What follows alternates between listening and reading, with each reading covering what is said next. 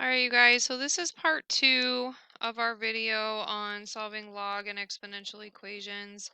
So for part two, we have two different types of log equations that we're going to solve. The first type is where we have a log on one side, and the second type is where we have logs on both sides. Okay, so the first one, number one, type one, we have logs on one side. So to do this, you're just going to convert to exponential form. So when we go to solve with the log on the one side, you can take the base of your log, which here is 3, and switch your x and y. So 3 to the negative 2 is equal to x plus 1. And then you would simply subtract your 1 over. So then you get 3 to the negative 2 minus 1 equals x. And a lot of these are really good no calculator problems because you can do the math for these. So 3 to the negative 2 is actually 1 over 9. So minus 1 is actually negative 8/9, which that's what x equals. Okay, and with these, we need to check to see if our solutions work. Meaning, when we plug it back in, okay, does it work with our log equations? Which means, does the inside of our log stay above 0?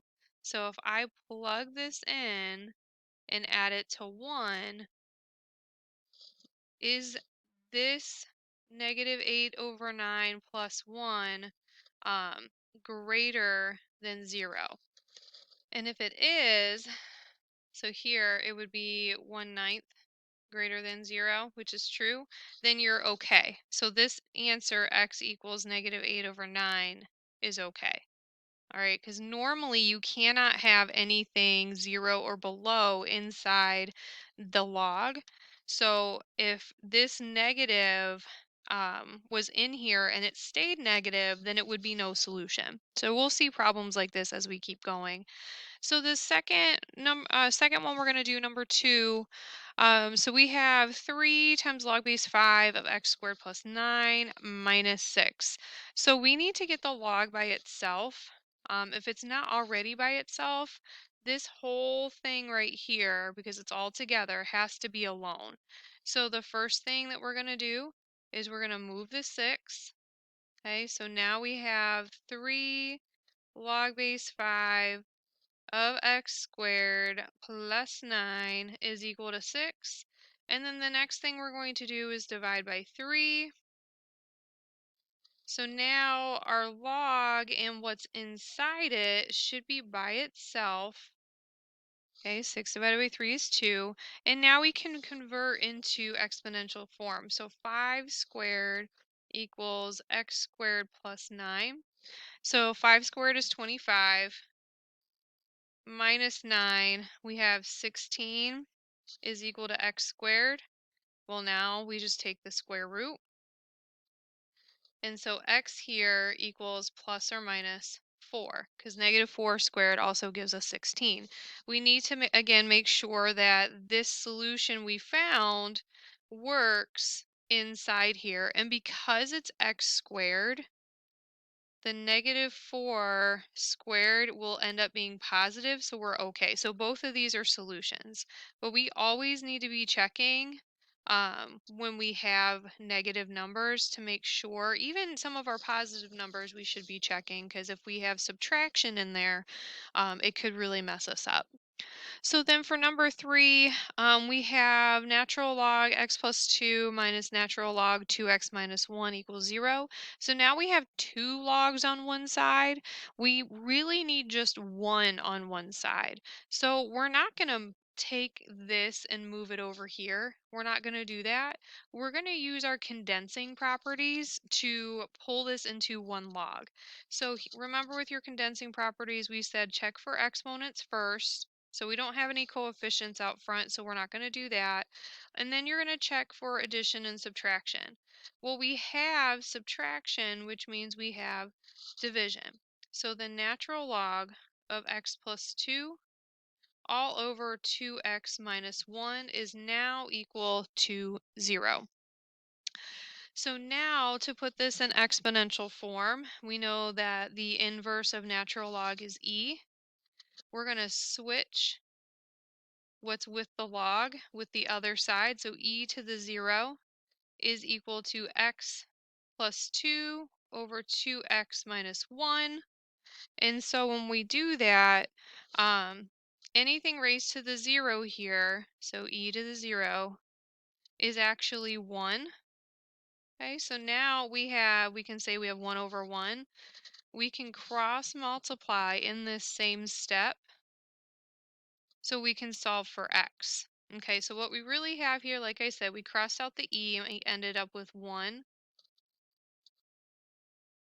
And then if I see, okay, well, how am I going to do this? I can cross multiply. So I have 2x minus 1 equals x plus 2. And now it's just solving equations. Get your x's on the one side. So x minus 1 equals 2. Add 1 over. So now we have x equals 3.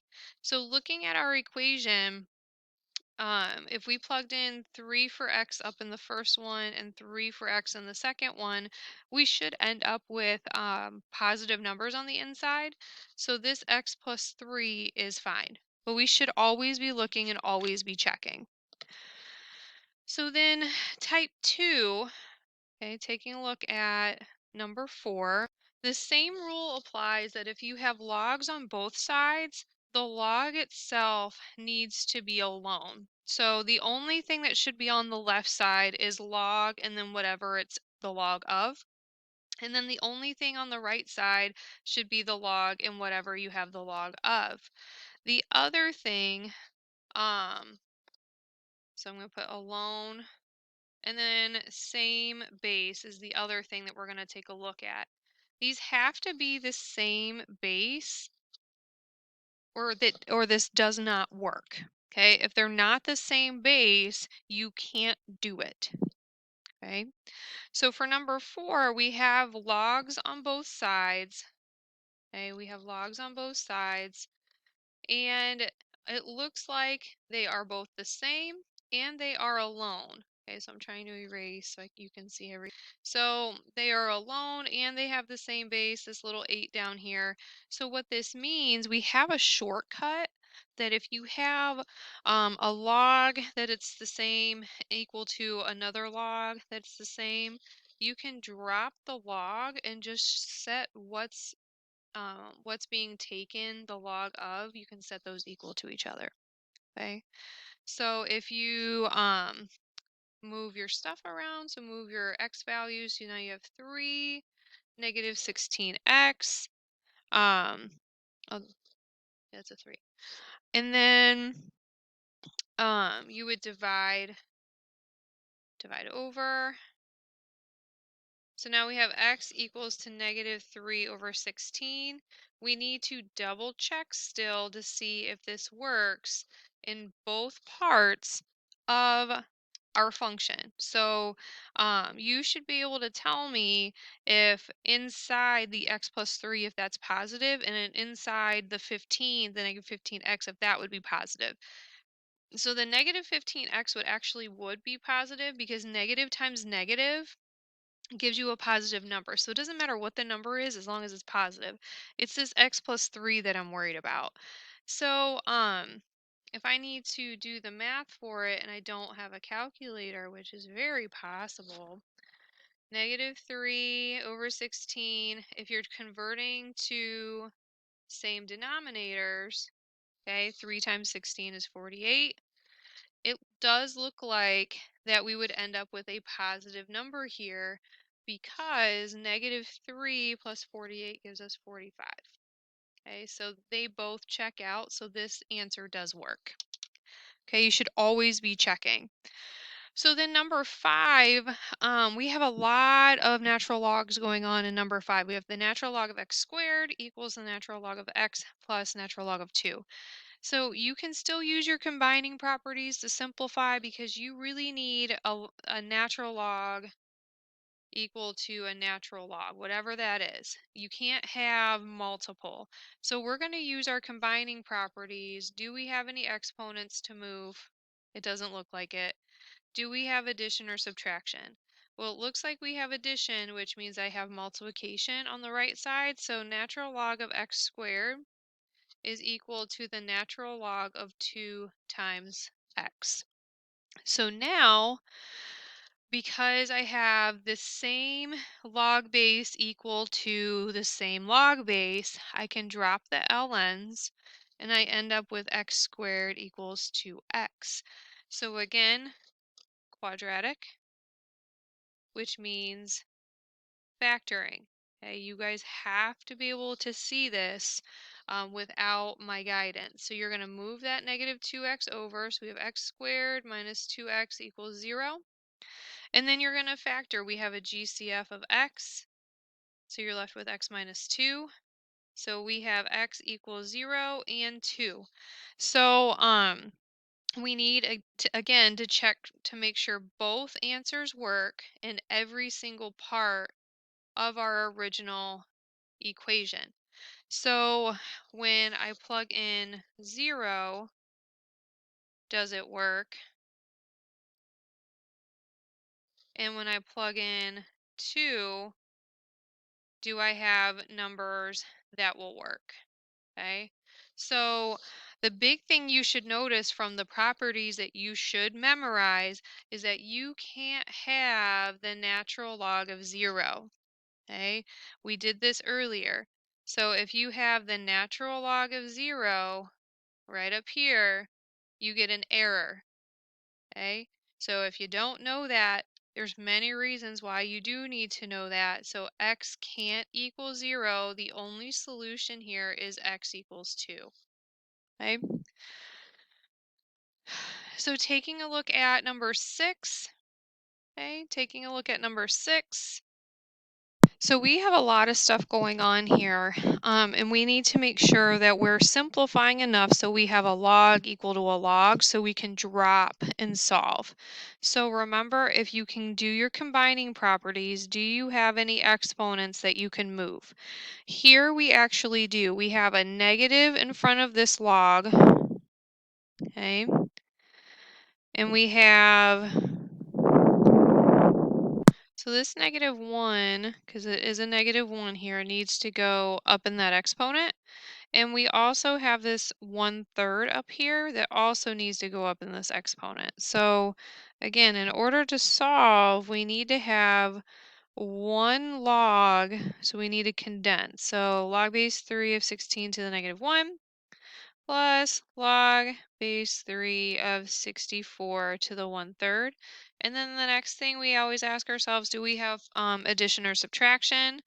We have addition, so that means we can set up a condensed multiplication problem. So log base 3 of y equals log base 3 of 16 to the negative first times 64 to the 1/3.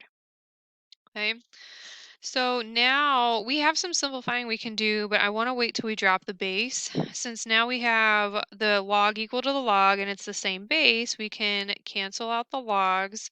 So now we have y is equal to 16 to the negative 1 times 64 to the 1/3. So there's a few things that we can do here.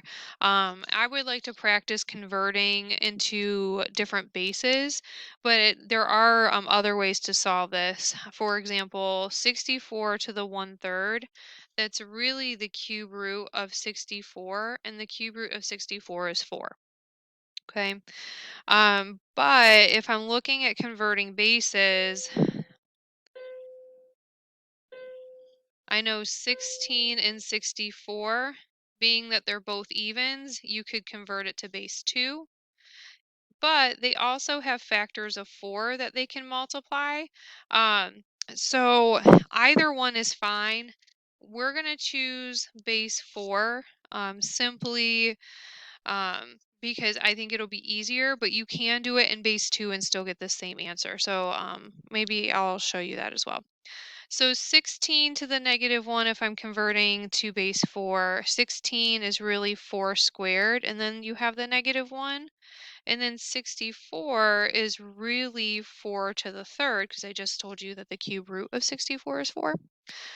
So now, exponent properties, you can distribute the 1/3 in, and then 3 times 1/3 actually gives you 4 to the first. And then -1 times 2 actually gives you 4 to the -2. And then we learned or reviewed that if you have same base, you would add the exponents together.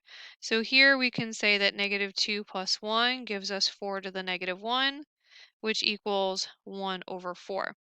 So now if you converted it to base 2, because you know that it's a base 2, like we talked about over here, if you convert it to base 2, you have 2 to the 4th to the -1. 64, oh no, sorry. 64 is 2 to the 6th. I'm trying to erase. There we go. So 2 to the 6th, which is 1/3. Again, distribute your exponents in. So y 2 to the -4. 6 times 1/3 is actually 2. Add your exponents together, so 2 to the -2, which is 1 equal to 1/4. And then if you look, the only place that we need to actually look to see if we can substitute back is on the left side. We have this y. Because 1/4 is positive, our y equals 1/4 actually works. Okay, that is our answer for this one. Okay, I know that one was a lot, but that's the kind of stuff that we should be able to do. So whatever studying and work we need to do, that needs to get done. So moving right along, we have compound interest we're going to talk about again. We can use this idea of solving for logs and exponentials to actually solve for some of the problems that we've seen already. So using these same formulas, okay, using these same formulas, we can look at example A or example 6. So we have a sum of 5,000 is invested at this interest. Find the time required for the money to double if the interest is compounded accordingly to the method. So we have A and B.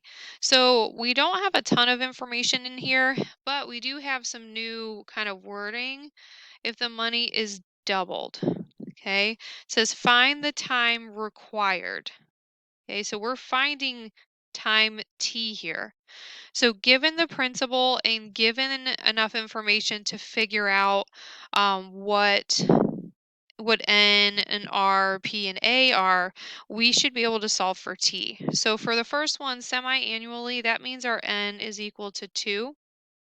So if our p is 5,000, because that was the initial investment, our a is that amount doubled, so it's 10 grand. Okay, you have to be able to pull this information out of word problems. Okay, it has to happen. So then it gives us our rate, which is 5%. So as a decimal, it's 0.05. So if we set up our equation like so, so 1 plus our rate over 2, and then 2 times t. Okay, again, you have to get the exponent base by itself. Okay, just like we did in the previous examples when we solved for logs and for exponentials, you have to get the base by itself. So the first thing you can do is divide over by 5,000, so you have 2. And then we can simplify the inside of the parentheses. So 0.05 divided by 2 plus 1 gives us 1.025. That whole thing is being raised to the 2 times our t time. Okay. Now what we can do is we can take the log of both sides. Okay, so we can take the log because our base here is, our base of our exponent is 1.025. We can take the log base 1.025 of 2 is equal to 2t. I know I don't have a lot of space, so I apologize. Um, Taking that log of both sides cancels out the exponential, and now you can solve for t. So if we divide by 2 for t, we now have this crazy looking log. So log base 1.025 of 2 divided by 2. And this would obviously be a calculator question. So when we go into our calculator, we have math,